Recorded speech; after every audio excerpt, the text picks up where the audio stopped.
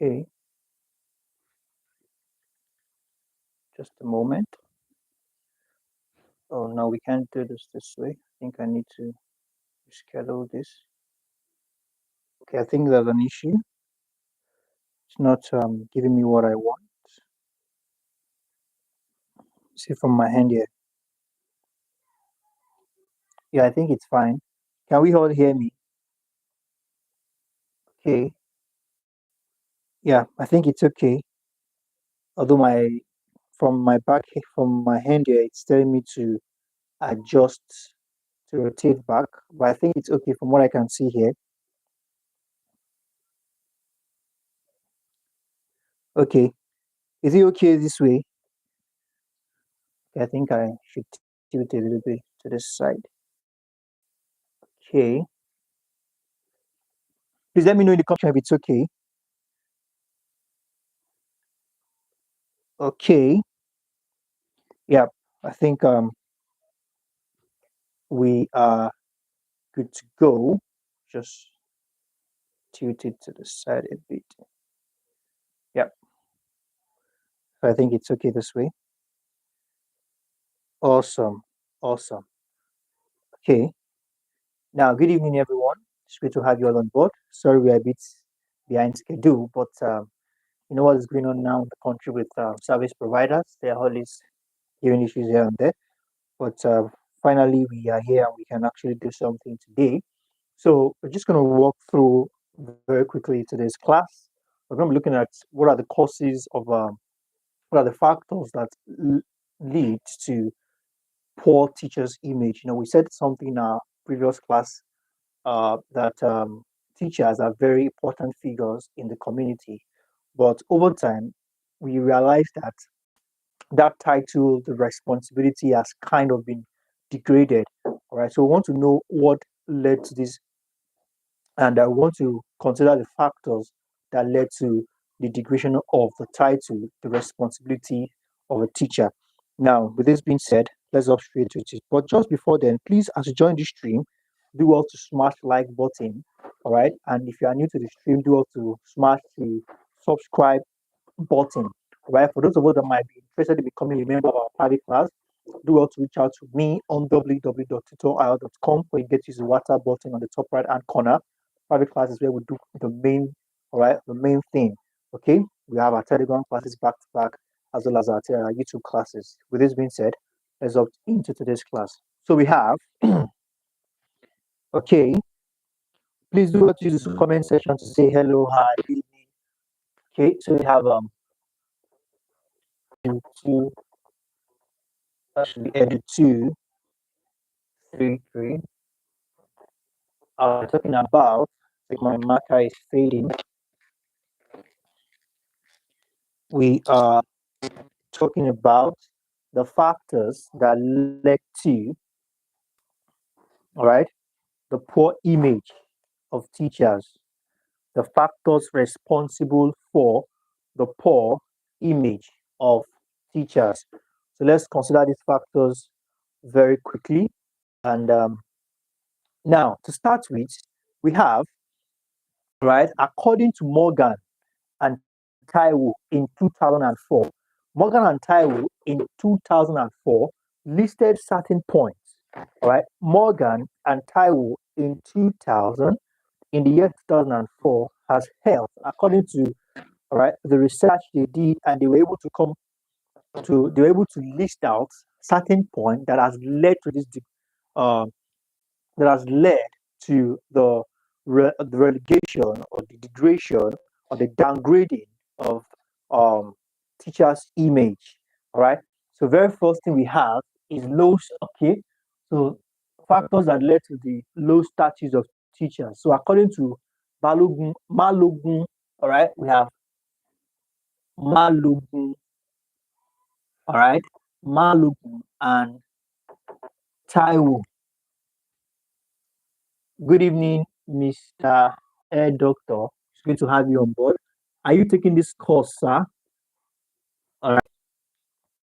Malogun, according to Malogun and Mr. Taiwo in the year 2004, they made an outline of certain factors that led to the all right low status, poor image of teachers. Now, the very first point we have here, it says that there is a lack of what recognition, all right, lack of recognitions of teachers by various governments, unlike other professions such as medicine and law. All right, lack of recognition, all right, lack of recognition, all right, the profession teaching, all right, lacked this recognition. Please, if you are new to the stream, as you join the stream, do also say hello, hi, and also do also smash like button, the button that looks like this. And if you wish to support the channel, all right, you can use the emojis. You can send us emojis and pictures. We have it just by the side of the comment section. All right, you can use the emojis, or you can support the channel by right. You see it's signed by the comment, all right, just by the comment section. So we have the very first, all right, point highlighted by Malogu and Taiwo in 2004 is that this profession, unlike medicine and law, all right, which have high level of recognition by government agencies and parastatals, is nothing compared to teaching. Also, we have several teachers are not professionally trained. So we have, I think that was in 100 level second semester where we talked about how the line, awesome, somebody just smashed like button. Thank you very much for that. Now, how teaching, all right, how educational and academics had been flooded with a lot of persons who are not professionally trained. And these persons are out there just to get the money. They're not passionate about it. It's not their thing. They're just out there to make money. Probably there's no job, and the only job they could lay their hand on is the teaching. Um, to get a teaching job. And so by okay, Mr. Head Doctor said no. No, what do you mean by no, sir? Are you trying to pass a message across? All right. So okay, so now so a lot of incapable hands, all right, a lot of individuals that are not professionals has flooded this profession, therefore making even the ones that are professionally trained look lame. All right. So another reason for low status, all right, of this profession is what we call, all right, the unprofessionally. Okay, let's just start. I want to use what we have in the material directly. All right, lack of professionally trained, lack of professionally, all right, trained teachers. Good evening, Miss Donald. It's great to have you on board, Ma, although you came a bit late.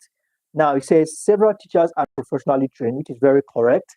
All right. And some teachers perform very poorly. You wouldn't expect much from somebody who is not trained. All right. You wouldn't expect much from somebody who hasn't gone to due training, all right, who hasn't spent enough time studying and getting to understand. All right. You can't say you're a lawyer and you've not gone through, all right, certain processes, all right, spent years in school, went to the law school, all right, a lot of processes before you can even attain that level. All right. Same thing is applicable to teaching. Before you can become a qualified teacher, professor, a doctor in in whatever discipline, you definitely must have gone through a lot, all right, of training and rigors. All right. So basically, you wouldn't expect much from somebody who is not professionally trained. All right. So poor performance by these so-called teachers. Now we have many use teaching as a stepping stone for other jobs. Like I said earlier on, so we have teaching as stepping stone.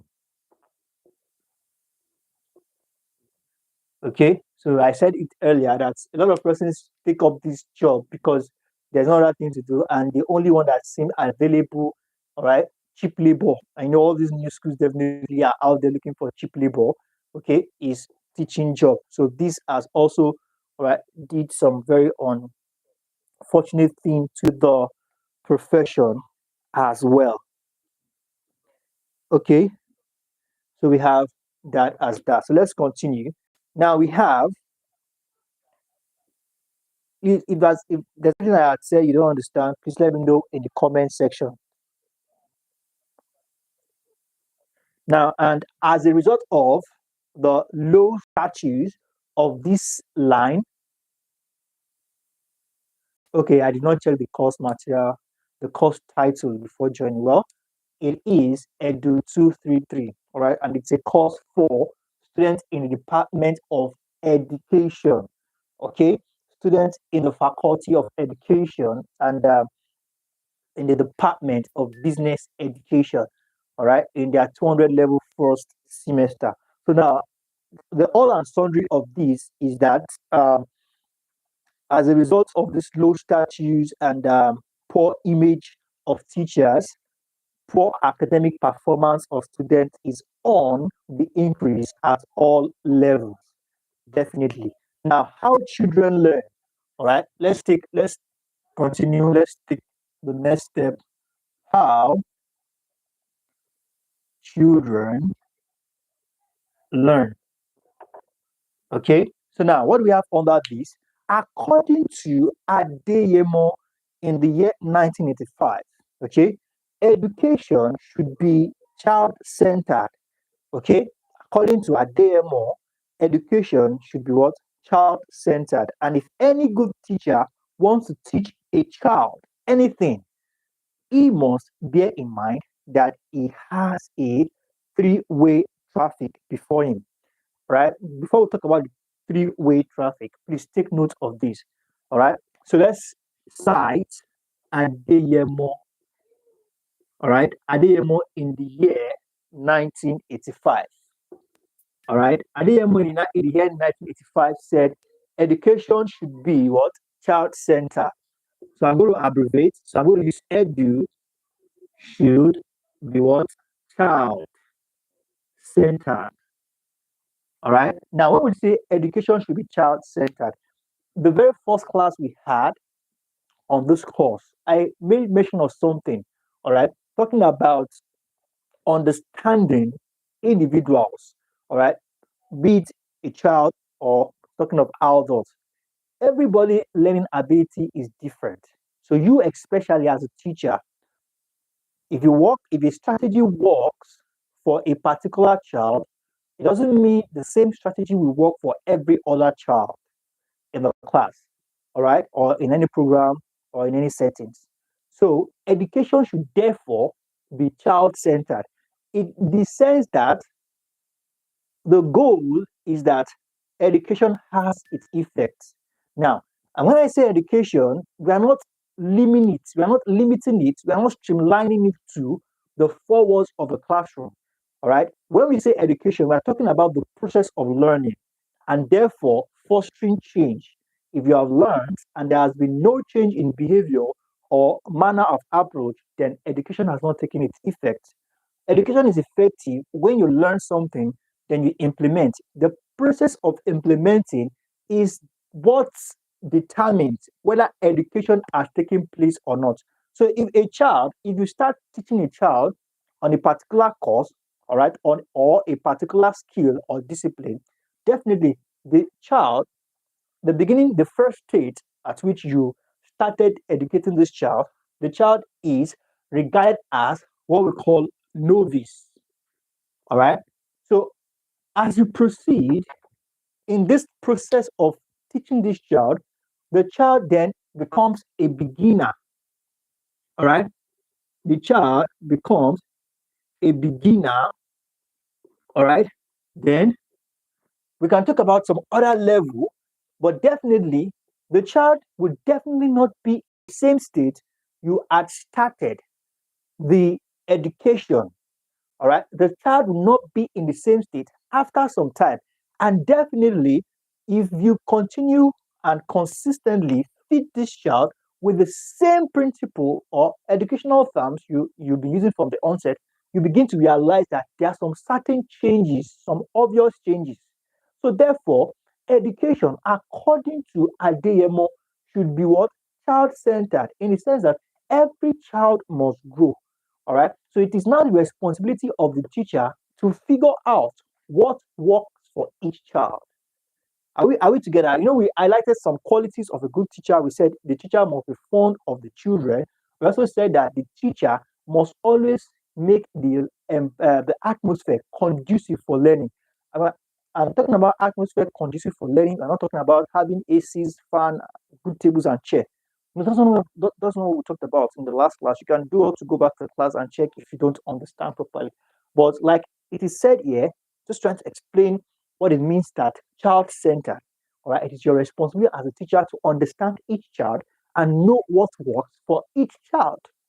Okay, to carry each child along. But if you are not professionally trained as a teacher, you definitely don't know all this. All right, and you realize that the same teacher can take two different teachers can take the same class, and you realize that students are doing well and some other set of students are not doing well. It's as a result of how much the teacher has understood the children. Now let's take it a step further. Just a moment. So we have so it says here that child centered, and if any good teacher must teach a child anything, he must bear in mind that, all right, a child anything, he must bear in mind that he has a three-way traffic before him. All right, teaching is a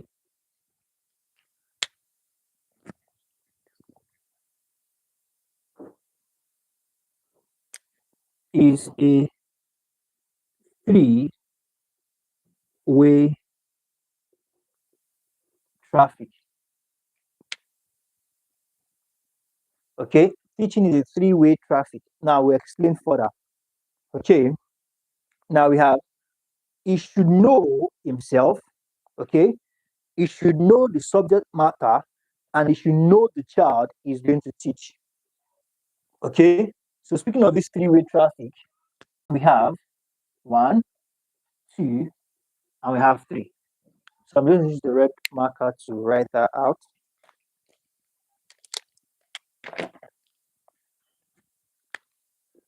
Know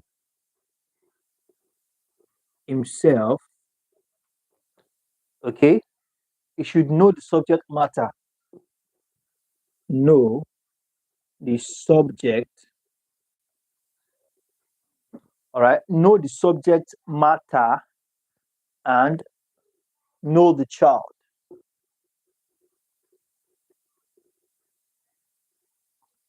Okay, that is the breakdown of the three-way traffic. All right. Now, knowing himself, definitely the teacher needs to, all right, number one, know the ethics of his job. All right. Understand the ethics of his job properly. Okay. Identify the fact that this is what I'm expected to do. All right. These are my defects, what I need to work on to help me maximize or do better at what I am doing. All right. Then know the subject matter he wants to teach. Okay. Be top notch, know his onions, be on top of his game. Then all this will be of no use if he doesn't understand the child. And that's why it is said here that it's quite unfortunate that in our schools these days, teachers don't get these opportunities or privilege anymore. Why? Because in a classroom, you can have up to 70, 50, 30 students in a class.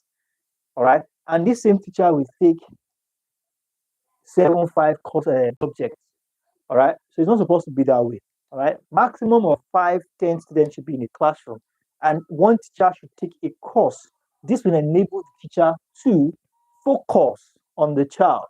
All right. This will enable the teacher to use this method, use this strategy. All right. Child centered. So we have that as that. Let's take a step further.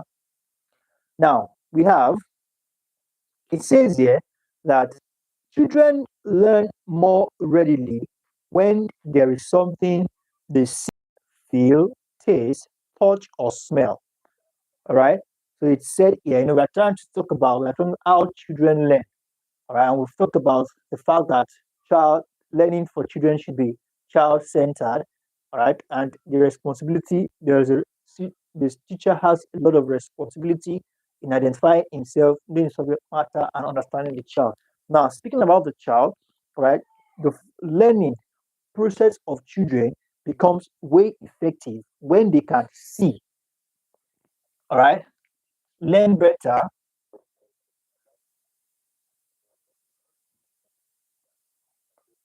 learn better when they can.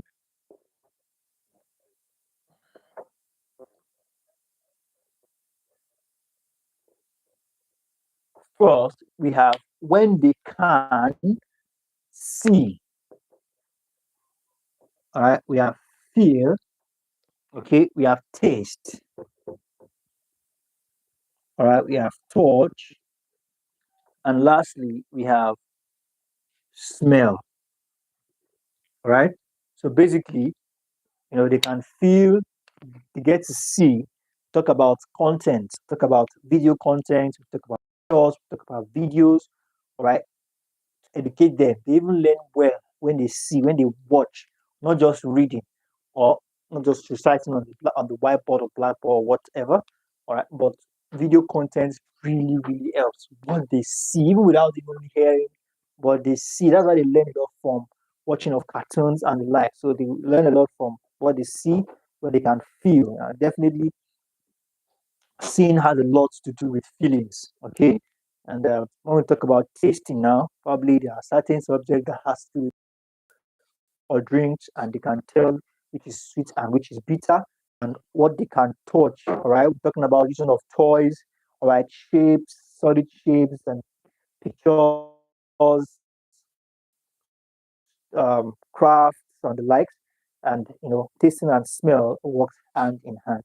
So we have that as that. Now, children learn when they can also handle concrete objects rather than abstract ideas.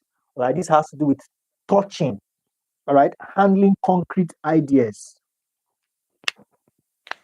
concrete, all right, concrete objects, objects like their toys. When it comes to arithmetics for children at early age, all right, get them counting objects, toys to help them in counting, get them crowns or bottles, caps or bottles, get them stones. All right, so we back at 8. That was a thing from the network. So basically, like I said earlier, helping children, right? Learning goes a long way with children if you can provide them things they can touch. All right, you can probably have like 5 markers. Okay, you need to help a child, all right, count. You need to help your child count. Okay, I have 5 markers here. When I take away one, how many do I have left? They can easily see. They can even touch. All right, concrete objects rather than abstract ideas. Rather than telling them -5, -3 from 5. All right, you help them understand better if you have 5 markers. All right, 5 objects, and they can see, they can touch. Okay, let's keep one aside. How many do we have left? All these things are very good strategies to help students learn properly. Now it says here, children learn when you punctuate all oral lessons with short period of activities. It says here that children learn more when play is mixed, all right, with their learning activities. Basically, that is very correct. Play, all right, mixed with learning activities. All right. Play mixed with learning activities punctuates all oral lessons. Punctuates all oral lessons. All right. Period. With short, with short period of activities. Now, to explain this, definitely when you are, all right, children get to learn better when you mix play, all right, you crack jokes, all right, probably you ask them to sit, jump, maybe recite a poem, all right, ask them to talk to each other, maybe walk around an object or something, just to lighten things up. They learn very fast. And also, when it comes to oral lessons, when it comes to lessons, I am from India. All right. Good evening, Mr. Is it Mr. or Miss or Mrs.? All right. That's Kishori. Good evening, Kishori. It's great to have you on board. All right.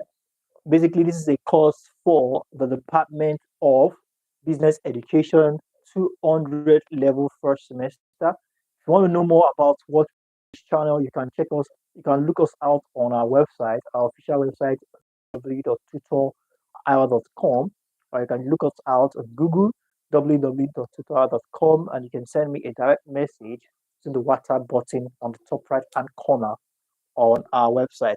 All right. So when we talk about back to what we're saying, punctuate all oral lessons with short periods of activities. When it comes to classes like pronunciations, alphabet, and the likes, all right, you need to punctuate such classes because such classes can get very boring and some can get carried away. So you need to ensure that these classes don't take long.